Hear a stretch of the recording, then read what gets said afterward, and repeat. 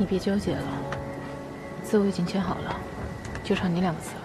你能不能再多给我点时间？我没那么多时间，我时间很宝贵。就这样吧，明天上午我在民政局等你。那这样，等我。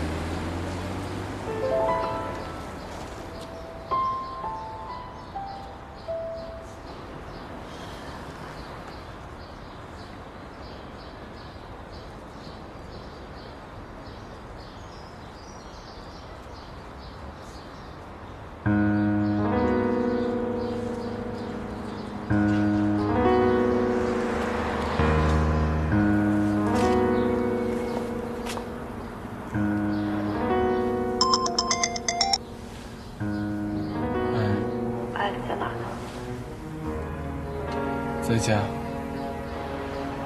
结婚让我等，离婚也让我等是吧？那么你再给我2个月的时间。对不起啊，我不会把时间留给你，让你去比较我跟另外一个女人。就今天，你赶紧过来吧，我等你。我们真的走到那一步了吗？时间它可以……不是不给你时间，王宇明，我真的不想每天在这边想你在干嘛，你在哪儿，你跟小韩到底怎么样了？我跟小韩哪个人在你的心目中最重要？你应该比我清楚吧？是我相信我们爱过，对，我们也快乐过。我也相信你对我的爱，这都是真的，我真的特别相信。但是在小韩面前，我觉得胜负已经定了吧。我也不想再纠结了，我也不想每天在这边挣扎了。你赶紧来行吗？我真不像我姐，我没那么坚强。我求求你，我求求你赶紧过来行吗？你赶紧过来，我们早就把这事了了，行吗？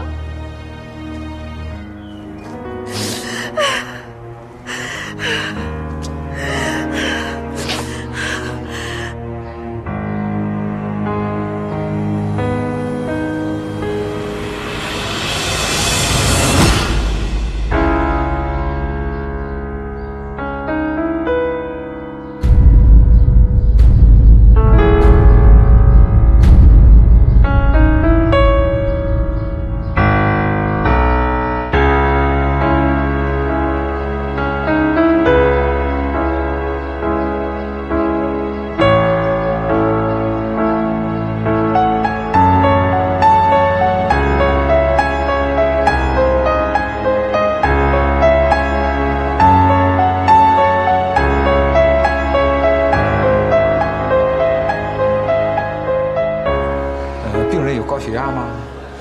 应该没有。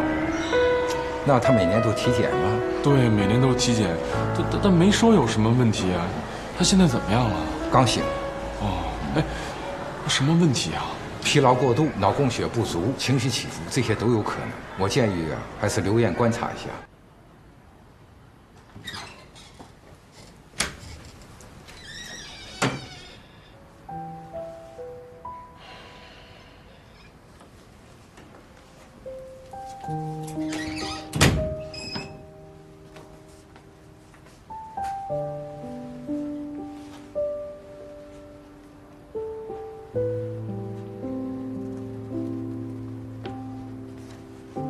你醒了？我不住院，听医生的呗，就1、2天。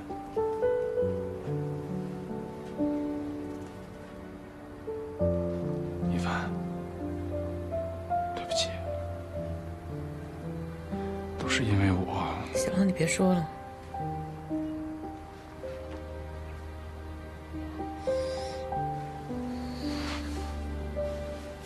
我包呢？我带点马金给我把钱送过去。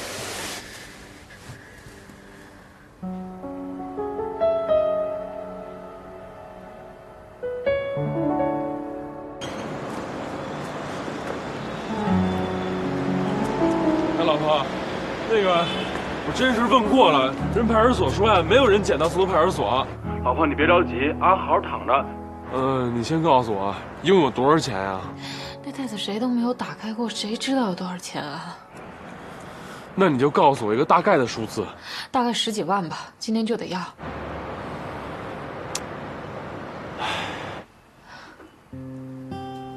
算了，这事你别管了，我自己想办法。不是你能想什么办法呀？找你姐姐又。他帮的够多了。你放心，反正不是找你，你也管不着。看你这话说的，那我现在我可能不管你吗？是不是挺后悔的？没有拿到离婚证。不是一凡，咱俩能不能别一张嘴就呛呛的说话，行不行？因为我不想再跟你纠缠了。反正打从一开始，你也没怎么担当我，所以现在我俩也别矫情。这事儿我自己负责，你管好小韩就行了。哎，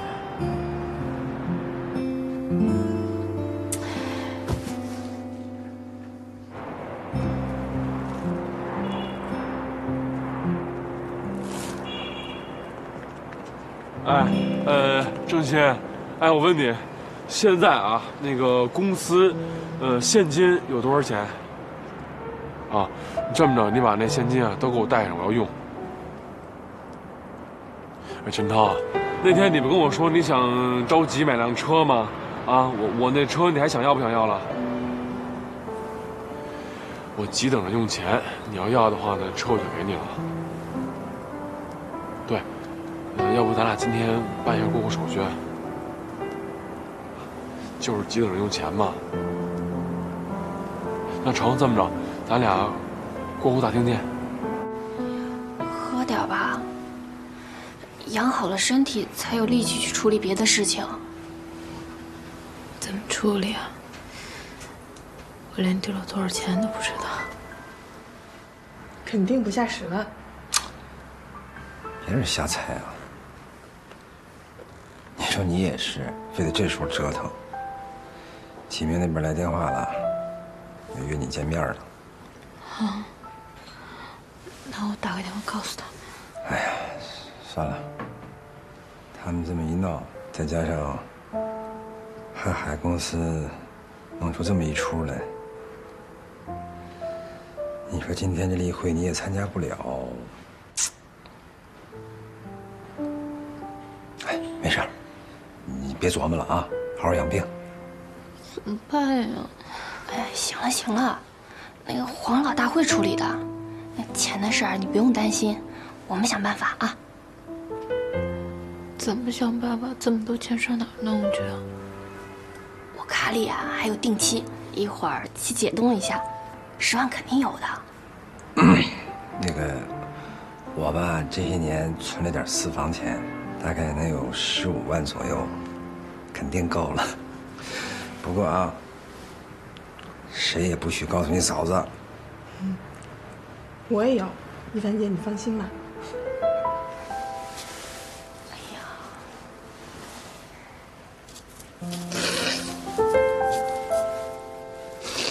谢谢你们。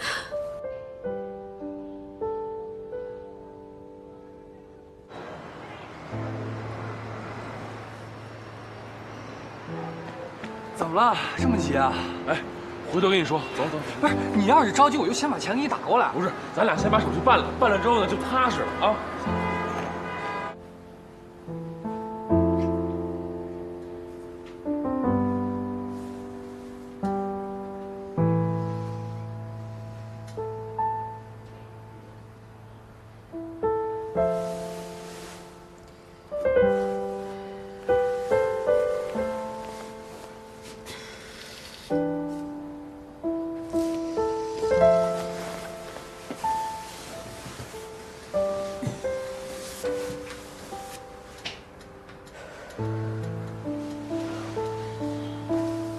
来，这道手续归你了。哎，好，好，好。哎，哥，啊，你别着急啊，我先给我媳妇打个电话。嗨，媳妇儿，咱卡上那钱不是说今天到账了吗？哎，你什么脑子呀？你可坏别人大事了，你知道吗？啊！啊，行，我不火，你也别火了啊，回家说吧。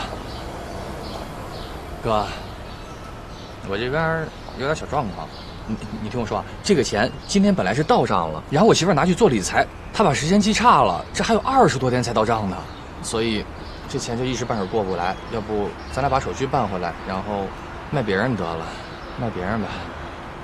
那什么，不用了，这样吧，你那钱到期了，你再给我吧。你媳妇人大着肚子，没车也不方便。我给你打一欠条。不用，咱俩这关系还用这样吗？这么着吧，咱先回医院。哎，钥匙给你啊。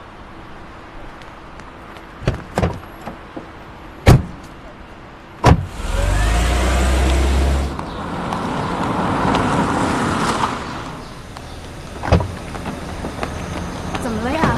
我这刚发了工资，交了房租，还有几笔款没收回来呢。这就1万多块钱，出什么事儿了？没事，谢了。那我先回去了，有事打电话吧。走吧。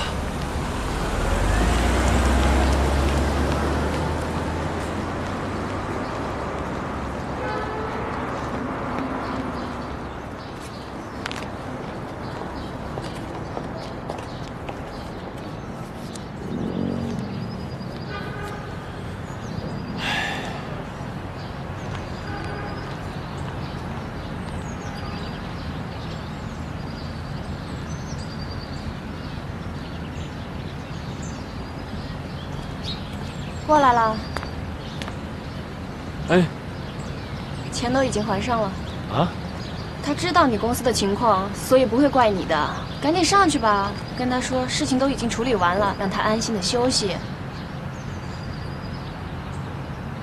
把这个带上去，拿着。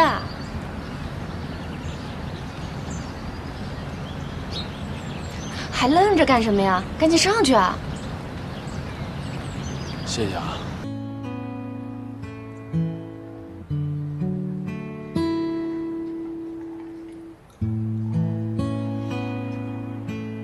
对不起啊。不用跟我说对不起。之前我跟你说我丢了10几万的时候，你没说话，中午也没来，我也不知道你在干什么。我吃完饭一个人爬起来洗碗，那时候觉得头特别晕。你在照顾小韩的时候，应该没有让他洗过碗吧？要是他跟你说他丢了10万，你一定会跟他说，没关系，交给你，对不对？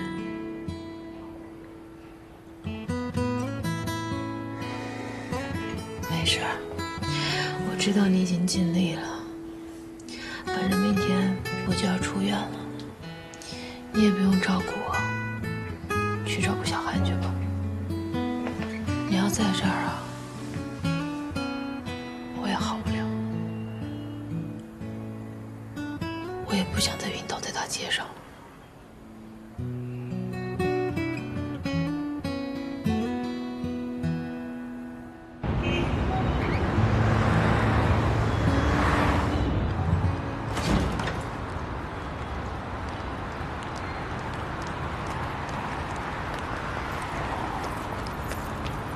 出这么大事儿，怎么都不跟我说一声啊？没事吧？现在？没事儿，这不是有马竞吗？他是你姐，我是你姐。哎呀，姐，你吃醋啦？哎，刚才忘了告诉你了，河马皇说了，启明那个案子推到30号。啊？啊什么癌呀？让你休息一下还不好？就你现在这身体状况，再出什么事儿可怎么办呀？这案子你已经准备得很充分了，打的就是心理战。你现在这样去，肯定得吃亏。这河马皇平时看着嘻嘻哈哈的，没想到心还挺细啊！哈，行了，走吧，我送你们回去，别杵这儿了。嗯，雨明没来啊？姐，你又要开始给他上课了。这什么叫上课啊？这是经验和教训。要是成为再生女，那可不是那么好玩的啊！姐，你能不说这个吗？河马皇不是给你放假了吗？这么着，姐带你出去玩一趟。去哪儿啊？温泉。那你们家怎么办？小莫交给他爸呀。别要是没时间的话，就放咱爸那儿。哟，这改看上书了啊？什么书啊？这是？你看，天才在左，疯子在右，国内第一本精神病访谈手册，心理学、哲学。哟，您这弄这么多书啊？设计心理学、九型人格，不是你什么时候开始学的看这心理学的书了啊？我好奇呗，好奇自己，好奇这个世界，好奇物质世界之外的规律。你什么表情啊？我觉得以前的你啊，又回来了，这始终是探索。这个呀，也是精神病的一种。对你说的，行，看到你这样啊，我就放心多了。你过来看我，不耽误工作啊？耽误也得来看你啊。不对呀，我看你这样，好像有什么事儿吧？开公司嘛，哪儿都没事呢。你看书吧，我帮你打点热水去啊。帮我拿点药吧，营养神经的药没有了。行，我让大夫给你开。哎呦，真舒服！你再下来泡会儿。我的直觉是，你跟王玉明这婚离不了。你就那么怕我变成再生女啊？我就是就事论事啊。如果没有小韩这档子事儿，王玉明还是非常不错的。你们俩呢，只要能迈过这个坎儿，继续下去，那就是幸福生活。除非你不想再结婚了，想一个人过，但这也不现实，对吧？你也说了，要是没有小韩这事儿，我跟你小韩这事儿就已经摆在了，你觉得这坎我能迈过去吗？再加上我跟雨明以前那些事儿，但是小韩这事儿，你有认真的去了解过吗？有没有站在雨明的角度去替他想一想呢？感情可不是非黑即白，很多时候，中间那点灰色，才是最重要的。可是你啊，就是不能放下你那份骄傲，去体会这份灰色。每一个家庭都有这份灰色。我越来越觉得，婚姻真的不在于完美的开始，而在于完美的坚持。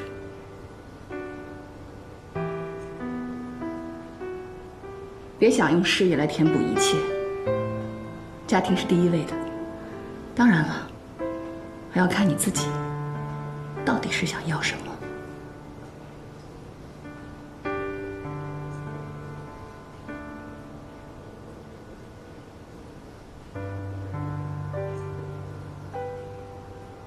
我想妈了。长那么大，我就没见过她，在我心里一点印象都没有。周围那些女朋友，每个人生活遇到问题，谈恋爱、结婚，都有我的妈妈在旁边陪着，帮他们支招。王小丫也是，就我没有。都是你在当妈吧？我对妈一点印象都没有，就看过她的照片，知道这是我妈。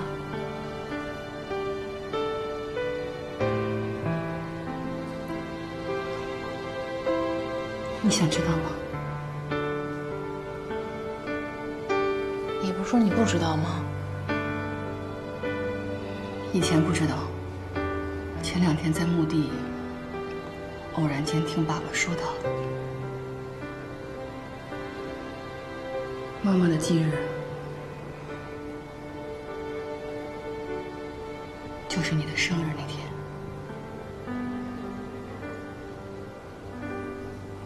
我小的时候被医生诊断为得了一种什么样的不治之症，这样妈妈才有机会怀上你。她就是在生你的那天难产走的。妈妈走的时候只有唯一一个希望，希望你能带着她的那份爱，幸福的生活下去。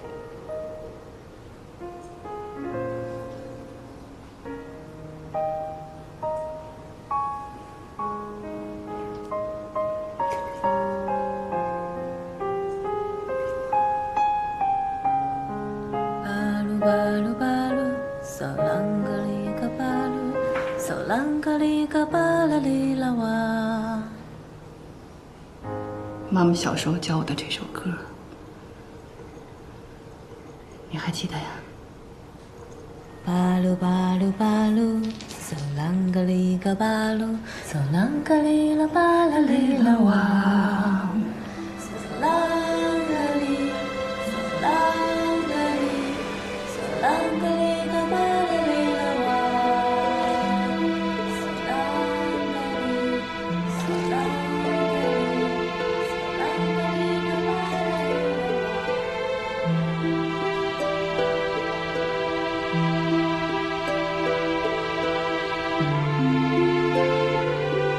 啦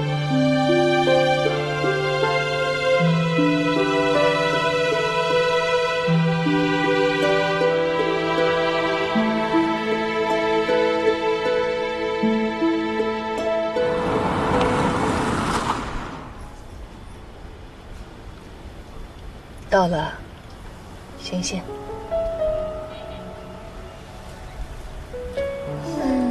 泡2天温泉，人都泡懒了。记住妈妈的话，啊。知道。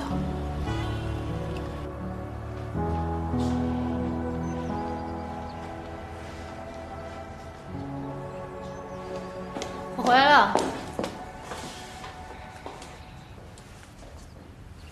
耶 ，no， 还有2天，还有2天，漂漂亮亮把这个活给我干好了，要不然我开了你。要完不成我自己辞职。这可是你自己说的。对啊。好，别到时候怪我心狠手辣啊。OK。哎，听说一凡前2天把钱丢了。哎，你把车卖了？卖了也没帮上忙。不会吧？车卖了还不够？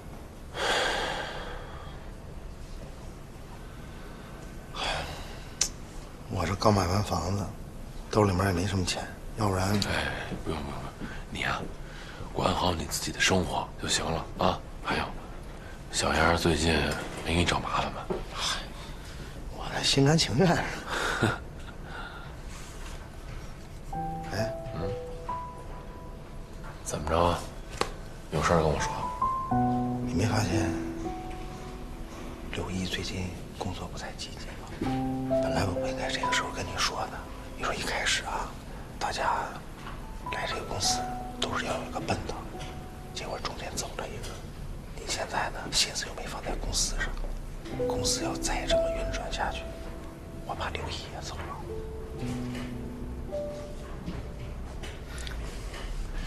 这事儿啊，你就放心吧。忘了跟你说了，哎，你呀，把这个医院啊好好的了解了解啊。友恒医院，我准备跟这医院合作呢，给他们做一个叫电子健康档案。健康档案？哎，现在这个电子健康档案的市场啊特别大，咱们呢先从一家做起。我就想了，先从这友恒开始。这永恒啊，在信誉上特别要求品质，如果能够把他们做好了，其他的医院都会认。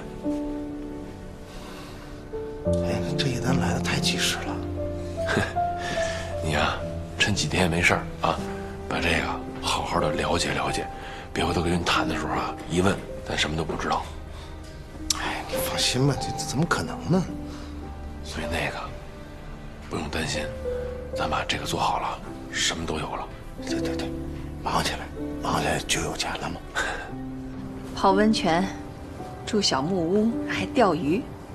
后来来了一个公司，他们在那儿搞篝火晚会，又唱又跳，我跟一凡也混进去，还蹭人家酒喝，玩的挺开心的。你就一点都不想家吗？家里还俩活物呢。偶尔会想啊。回来一看，你们都挺好的嘛。小莫在我爸那儿还学会下象棋了，不是挺好的吗？本来老以为这个家里我最重要，谁都离不开我，现在看来不是那么回事儿。我想过几天再出去玩一趟，你不反对吧？想去就去呗。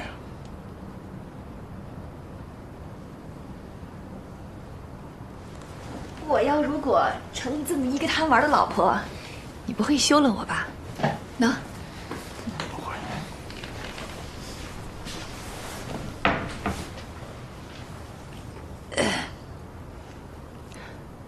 你洗个澡吧，我等你。好。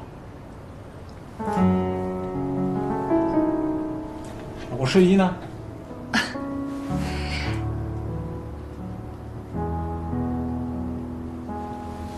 你把我睡衣搁哪儿了？问你话呢，我睡衣。问你呢，睡衣。你这2天都没回来住啊？没有啊，我天天都回来住啊。我走的时候把睡衣叠得好好的放在这儿，现在他们还在这儿。我们公司这2天太忙了，我又回来太累，我连澡都没洗，倒头就睡了，连睡衣都没换过。你别骗我了，你从来都没有不换睡衣就睡觉的习惯。我们在一起16年了，我太清楚了。你去哪儿了？是去他那儿了吗？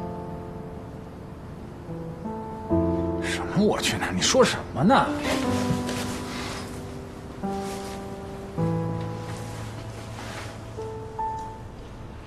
你跟我说清楚，你到底去哪儿了？是不是去秦山那儿了？你说呀！怎么会这样呢？啊！你不是告诉我你回来了，要跟我在一起，跟他断了吗？你不是跟我说你可以回家，可以重新跟我在一起？你不是告诉我你回来了吗？为什么会这样？够了，别说了！为什么会这样？够了，别说了，行不行？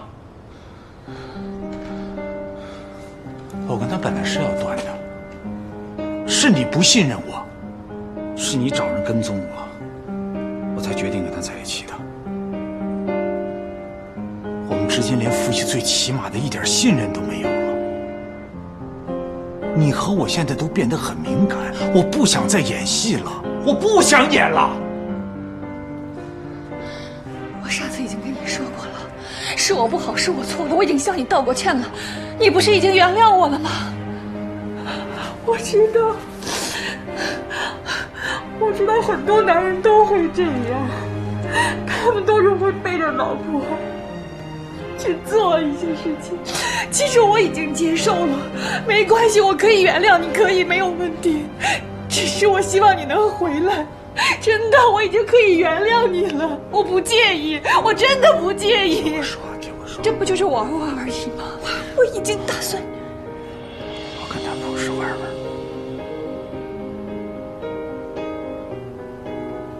我爱上他了。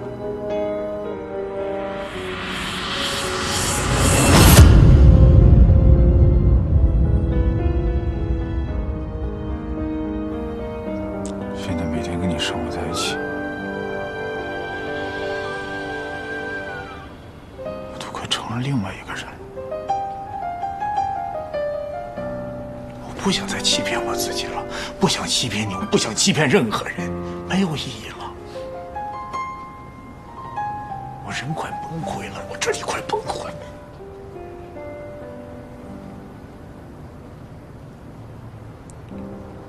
对不起。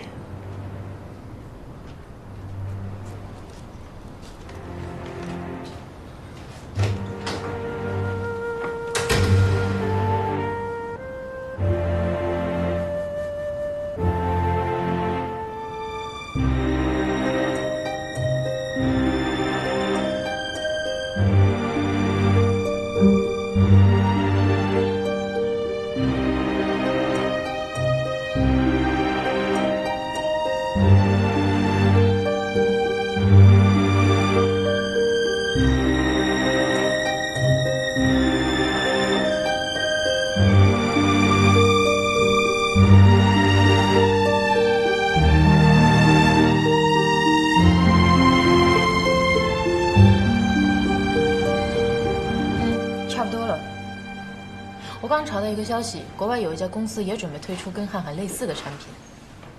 对，是个好消息，我再核实一下。拼命三娘回来了，预计的价码又可以往上抬了。启明这回还真是走了狗屎运了。以前阴差阳错注册的商标，这回可是值钱了。刚要谈啊，这八竿子打不着边的公司又逼了瀚海一把。所以现在瀚海更着急解决商标问题，推出产品，占领海外市场了。江大律师，这回可是天时地利人和都在帮你啊！河马王这回可是割了心头肉了，之前有多少人盯着这个案子？你要是做不好，他肯定从你身上扒下一层皮来。我像做不好的吗？还狂起来了，没把握的狂那叫可笑，有把握的狂那叫自信。退下吧，本宫还得赶紧把消息核实了，越细越好。行，那我就不打扰江大律师了。如果这个案子谈成了，即便你跟王宇明之间有个什么事儿啊，自己也有个奔头。我也想看看，我是不是只有事业就行了。加油！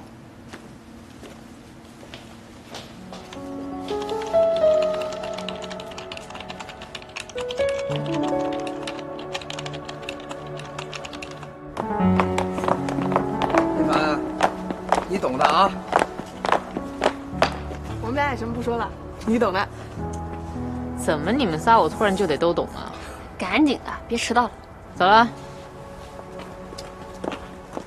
哎呀，姑奶奶呀，别给我弄砸了啊！哎，待会儿进去的时候呢，别紧张，有什么跟人说什么啊。我知道你都说多少遍了，不紧张不紧张，一会儿都让你说紧张了。哎，这单如果要是下来了，那咱们公司是要资金有资金，要资历有资历了。这我孩子奶粉钱的，能不能不叨叨？我就提前高兴一下。好好谈啊，走。这回就放心，我一定会尽我最大的努力去把握。您好，我们是广州启明。哦，江律师又见面了。手下留情啊。请坐。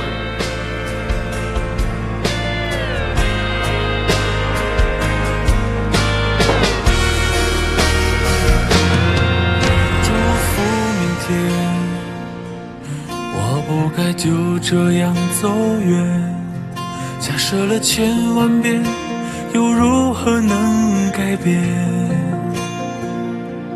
我们的这些天，我会想你的脸，怎么说再见？画面冻结在一瞬间，怎样才可以说服了我自己，彻底把过去在心底抹去？如果说那幸福不过都是错觉，为何有微笑留在照片里？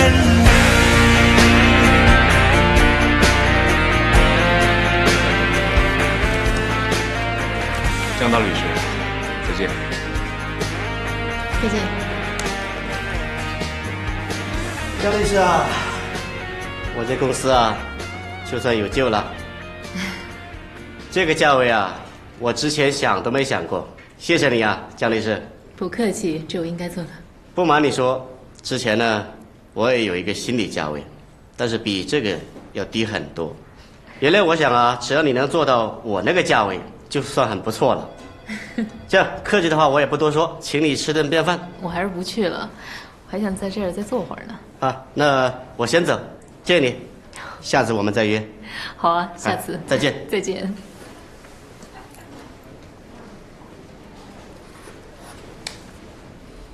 江律师，黄主任叫你接这个案子，刚开始我死活不同意，就这个数目啊，明天媒体都会上头条。江律师，你不仅让我一个人惊讶哦。谢谢。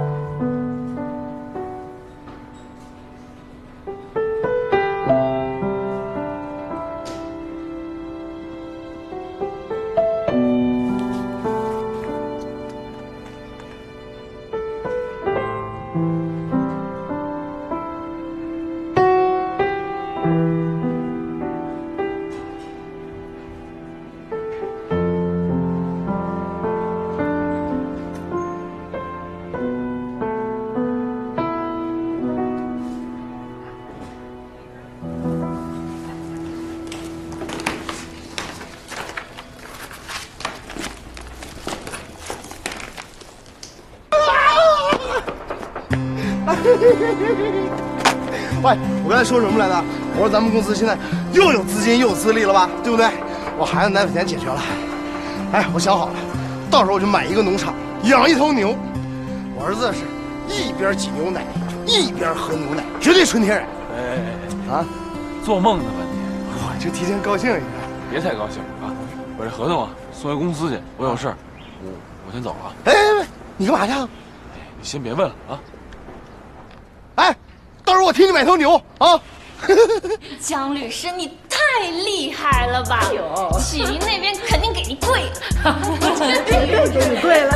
哎呀，长江后浪推前浪，后浪把前浪拍在沙滩上。等着。我这被拍打都不应该做。黄老大，我可还记得您当时是怎么说江大律师的。我记着啊，来再来，我就给你开了。我就在这儿，我在这儿，你就在这儿说的。口误啊！采访一下，什么感受？啊，什么感受？我就觉着空落落。装吧你就。不是，你真不知道，我刚刚把那个合同签完的时候，我整个手心直冒冷汗，我特别兴奋，我就一个人站在那么大会议室里面，我就想。这事儿我得告别人，我得找人分享啊！然后就开始翻电话本，我电话本就开始从头翻到尾，我从头翻到尾，我就没有找着那个我可以打电话的人。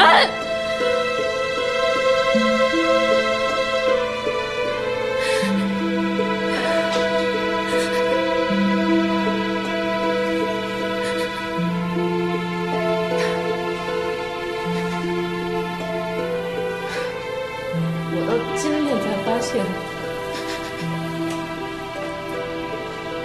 人最大的孤独，并不是你一路走过来，没有人在旁边陪着你，而是历尽了千辛万苦，走了到最后，居然也有人可以跟你分享。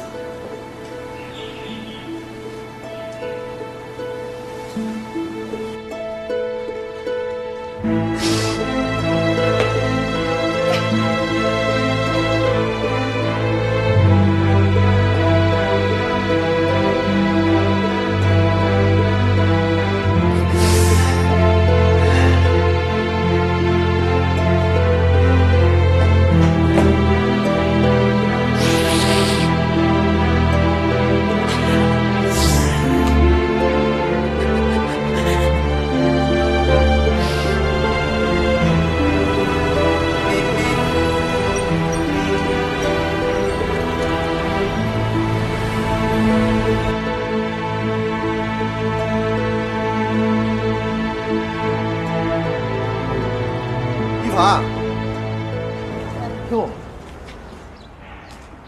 抱什么东西啊？啊，买的黄豆，回去给小丫做豆浆。挺好。你来干嘛？找雨苗？他好像不在。这样，我帮你打个电话问问啊。最近好吗？还行。哎，你在哪儿呢？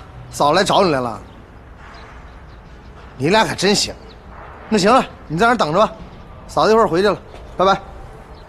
到你公司找你去了。你看你俩别闹了啊！最近也别再折腾他了，这公司都差点办不下去了。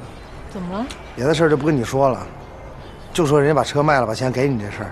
你说那么大一老板，天天打车去办事儿去，可以了啊？什么时候的事儿？啊，雨明没跟你说呀？知道，怕你担心。什么时候事儿？月初吧，具体几号我也忘了。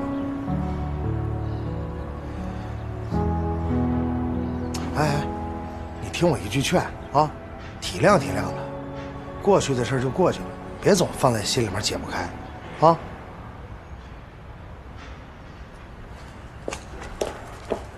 你见面好好说。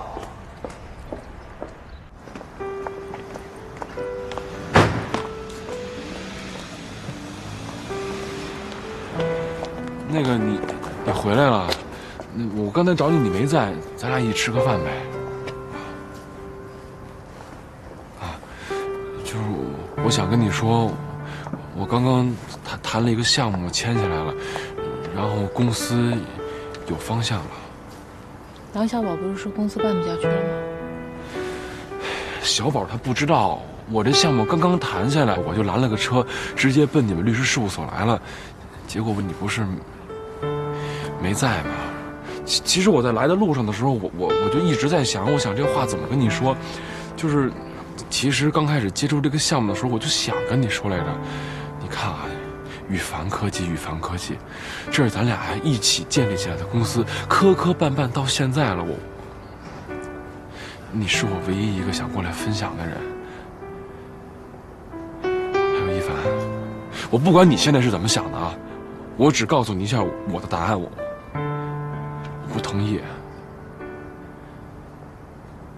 我不能离开你。还有，如果你非要那什么，要不你打我一顿。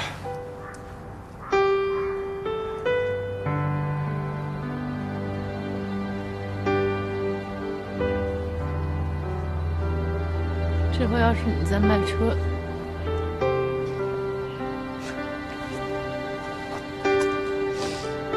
你要说早一点，我一定会感动到哭。但是现在呢，你也别演戏了。我做律师这么久，打过那么多离婚官司，狗血的事儿也见得不是一次两次了。我也没想到今天会落到我头上。你也不用挖空心思转移了。那天没有离婚，是不是因为没有准备好？现在准备好了吗？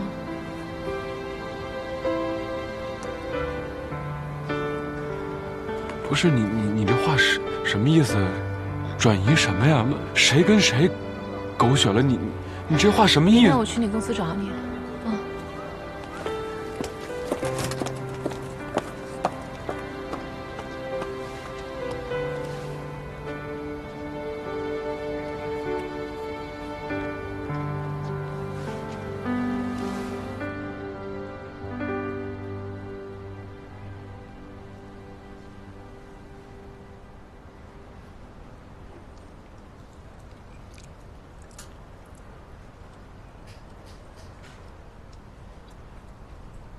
你说他是悄无声息的把车给卖了，是不是替你筹钱啊？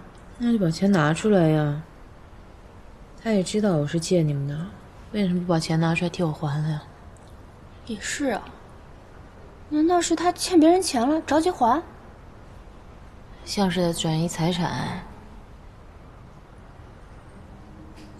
打那么多离婚官司，以前客户头上的戏码，这回全落自己头上了。哼，那他这回来找你干嘛呀？演戏呗，拖着不离婚呢。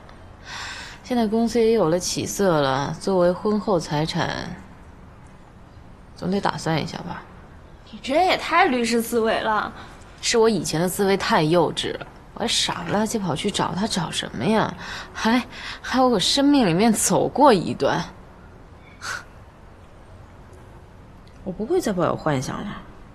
他要是对前面的离婚协议不满意，就让他改，改好了我签字就行了。凭什么呀？你是不是傻呀？即使你不在乎，但你爸还有你姐那边的钱不是钱啊？咱们这一行就是要为顾客争取最大的利益，怎么到自己身上就不会了？对啊，凭什么呀？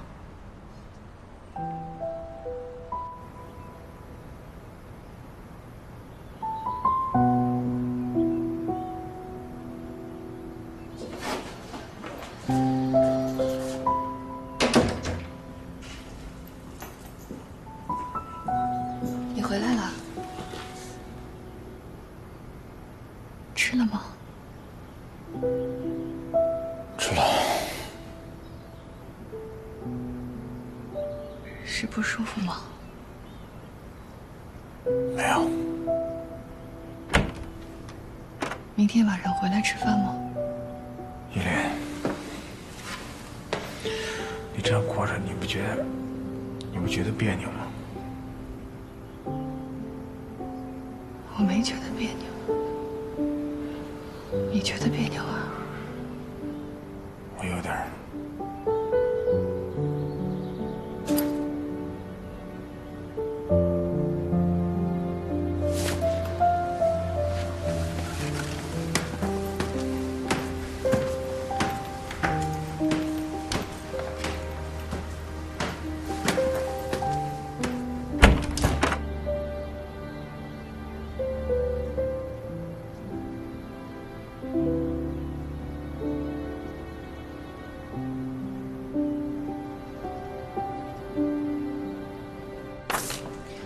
我爸跟我姐给到公司的钱算作入股，比例我已经算好了，不算高。不是这什么意思啊？以前我觉得说的不清楚，但现在我觉得还是说清楚一点比较好。怎么了？不想签啊？签是能签，可是为什么突然间你让我签这个？你要愿意签就签，你要不愿意签就聊聊还款的事儿。我昨天晚上跟你说的时候吧，我就没太明白。不用装不明白了吧？要么你说的那些都是假的？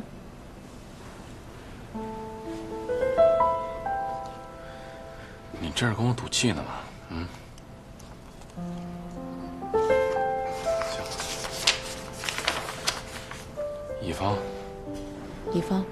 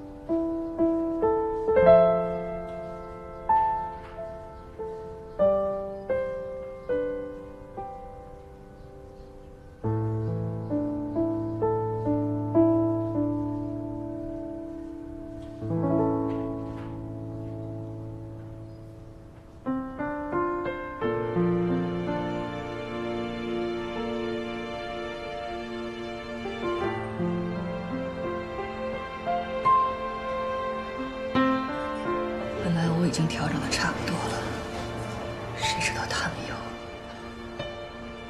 你还想过下去吗？这个家我已经经营了10几年了，那你就睁一只眼闭一只眼。以前对于我，李伟是躲着藏着，现在要反过来，我躲着藏着不妨碍他们。他们是不是太过分了？你不是还想过下去吗？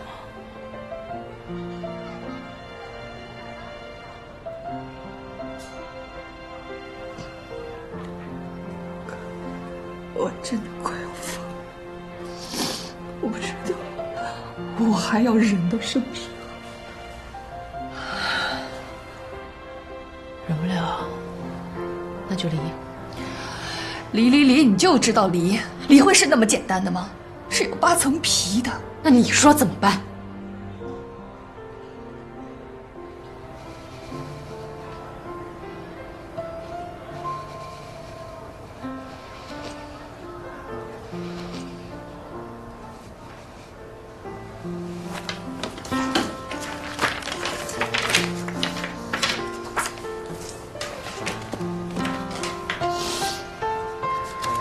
这是什么呀？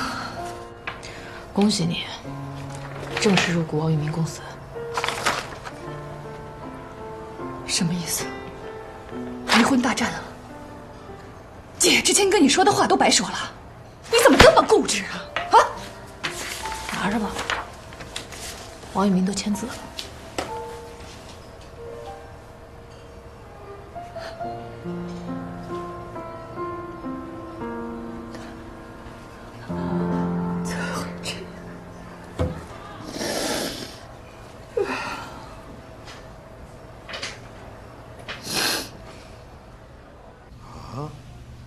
不会吧？我以为一凡那天来找你，你们俩和好了呢。和什么好呀？过来找我给签了份合同，要用他爸跟他姐之前给我开公司那钱呢，算是入股。不是吧？他那天找你时候挺高兴的呀。我就觉着呢，他已经做好决定了。不可能，你别那么想啊！一凡不是那种人。你想想啊，他要跟你离婚，他还得想好了分你多少财产，占你公司多少股份。不可能，他说离就离了，还让你签字。哎，你说，你和小韩那事儿让他一点安全感都没有。他如果想回来，他是不是自己得找个台阶啊？你等着吧，我估计他那份啊，他也得让你签字。这女人呐，在情感上没有把握的时候，就会装作在物质上要有所需求。我估计，这也是一凡自我调整的吧。你要这么说的话，我觉得他可能也看不出来。你看你那样，股份可是让拿走一半了啊，你还能高兴得起来？我就告诉你，那天你没跟我一起回来，我就知道你肯定去找一凡了。正好一凡也来找你，我听说你在他们公司楼下的时候，我特别为你们高兴。你知道为什么吗？这就证明你心里面有一凡，一凡心里面有你，你俩根本就分不开。别乱想。是，道理是那么个道理，可你说，小韩那边我也不可能不管吧？谁让你不管了？管有管的办法。你以什么心态去管？以什么身份去管？你原来管，怕这个知道，怕那个知道。你现在就以一个朋友的身份去管，管多管少无所谓，但是你态度得明确了，这样小韩和一凡也都明白了。明白了吧？哎，我发现你管我的事儿都挺明白的，怎么到你自己那儿什么都不明白呢？别老是我啊，管那么多我事干嘛？去，把这个永恒医院这事儿给我处理了。我告诉你，家和万事兴，这家庭要和睦了，工作上的事儿根本就不是问题。你自己好好想想。吃饭啊！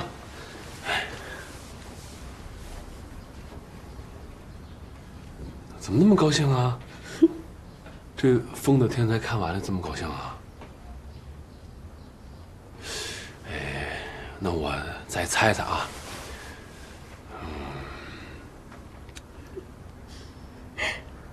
啊？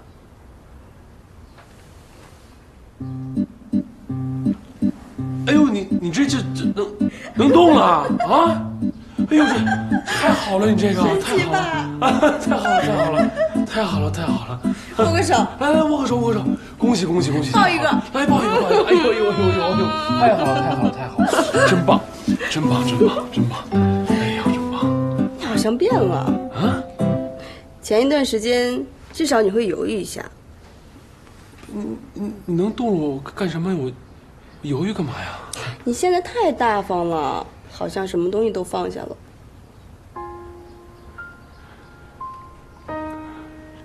哎呀，你看这，他不是你想象的那样的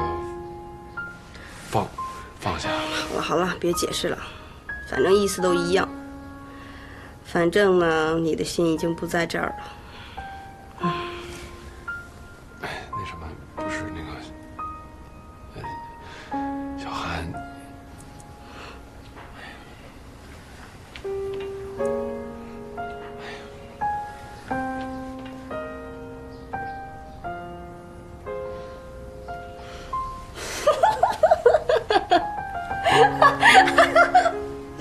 又上当了，我逗你玩的。你啊，你这也不知道你在左边啊，还是我在右边。你在右边，你是疯子。行啊，饿了吧？饿了。吃饭啊！我给你弄啊！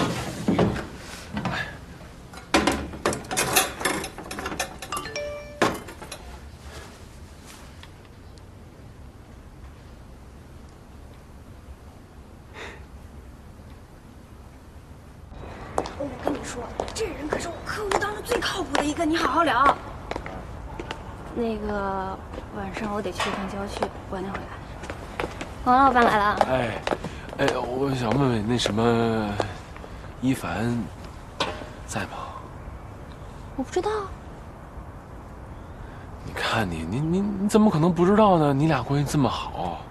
你俩关系不也很好吗？你怎么不知道？哎呀，王宇明，这种事你怎么看不出来呢？行了，不跟你说了，走了，拜拜。哎。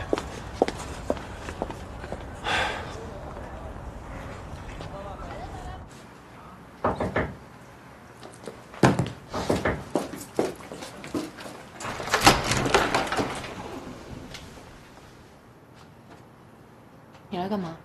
我来看看你。不邀请我进去吗？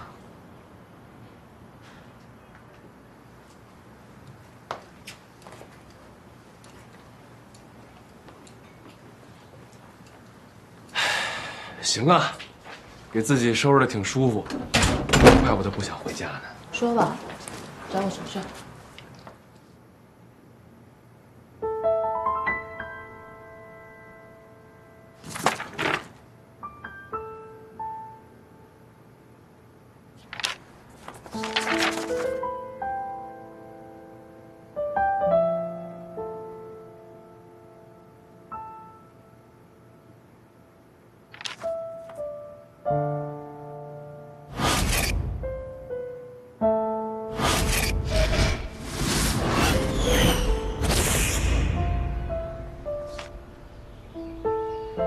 你上次让我跟你姐和你爸签那股权协议，就是为了离婚做准备是吗？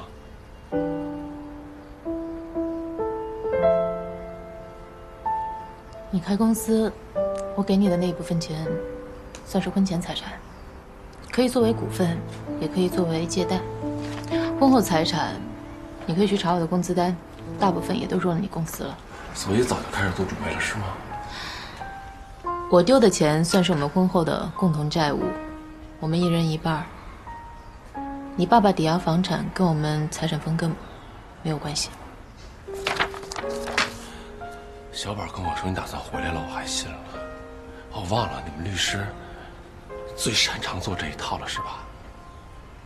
好，你现在准备好了？好了。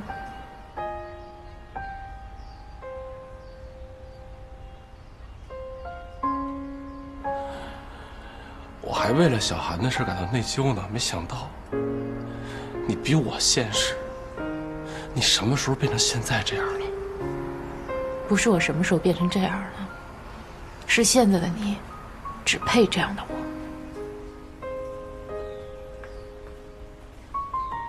我跟小韩没你想的那么龌龊。我没跟你说那个。那你说哪个？王宇明，你别装了，真的我都知道了。你知道什么了？你知道什么了？我在医院躺一天，所有的人都在忙前忙后给我想办法。你干嘛去了？卖车，转移财产。我在病床上躺一天，连午饭都是人马静给我送的。我自己强撑着去洗碗的时候，我一直在跟自己说，你是去给我想办法了。我一直告诉自己，你是想办法给我去筹钱去了。就算最后什么都没有筹到，没关系。黄宇明，你至于吗？你用得着那么着急吗？非得让我在躺在病床上的时候你这么去做吗？你就那么怕摊上我这么摊子事儿吗？你是不是就想好了自己把事情全部都处理好了，然后再来跟我离婚啊？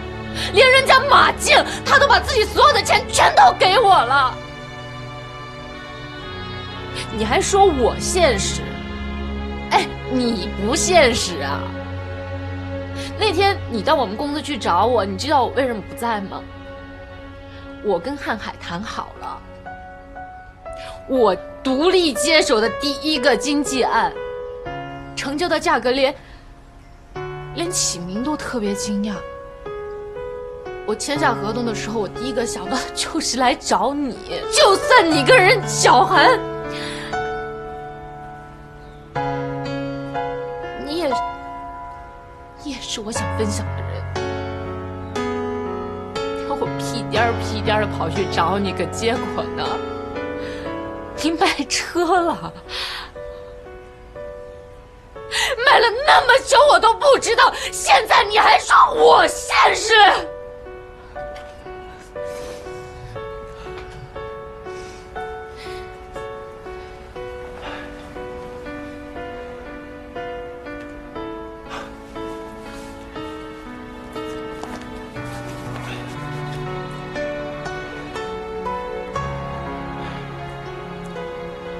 这个是卖车的钱，陈涛把钱给我了。今天来就是想把这卡给你，让你拿着它去还债。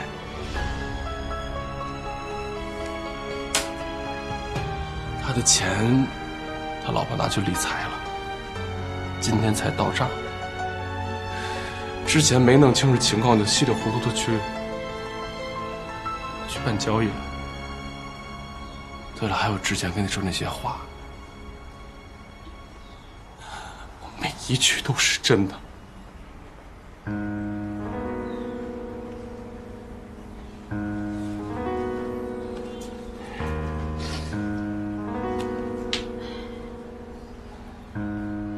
王一鸣啊，我累了，真的，跟你在一起太折腾了。以前是因为钱，因为小韩，现在没有原因。没想到我们俩的信任竟然到了这么一个地步。之前签完合同我去找你，我以为我已经想得很清楚了，可是现在，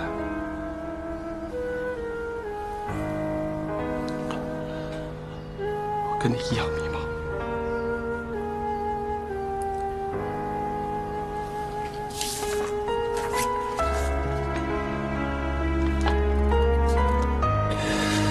这个我拿回去看。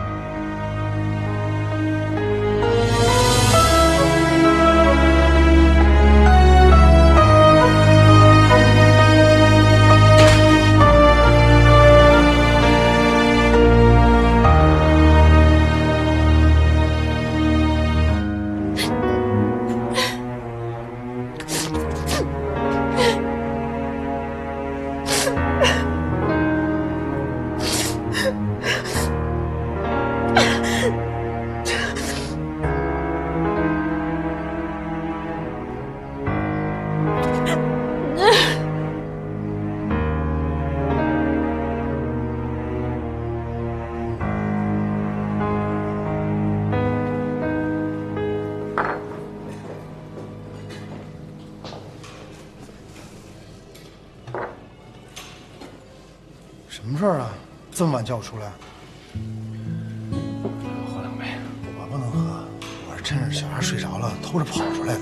你就快说吧，什么事儿？赶紧说呀！我就想问问你啊，你真的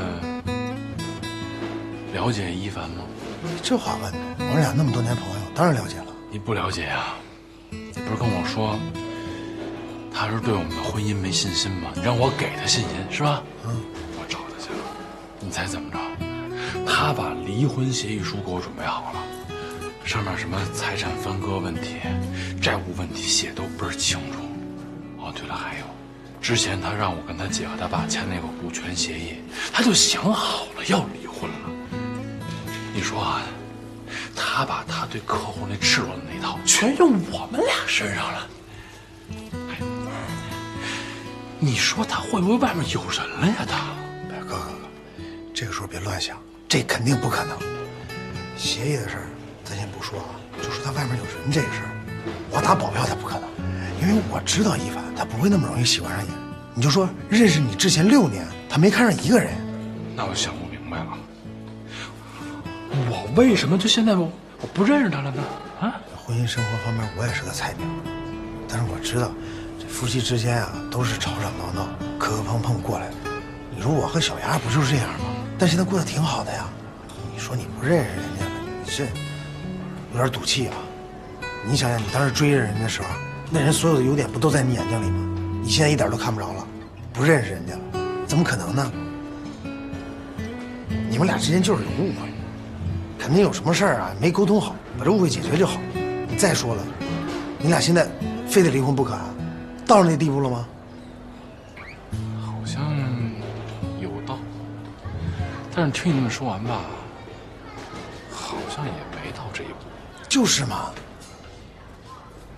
你自己看看，这是什么？你当时为什么选择带上他？那是有承诺的，老爷们儿结了婚，你就得负责任、担当，不能离婚。不是我说要离的，他提出来的你也不准同意。他都把离婚协议书给我写好了，就是不准离。我跟你说不明白。你要跟我说不明白，你这样，你打电话问问你姐夫，他是过来人。我打电话给他干嘛呀？你跟我说不清楚，你给他打个电话，没准他就把你说清楚了。你这什么意思呢？大晚上的，你能给你妹夫打电话，就不能给你姐夫打电话？你话痨吧你！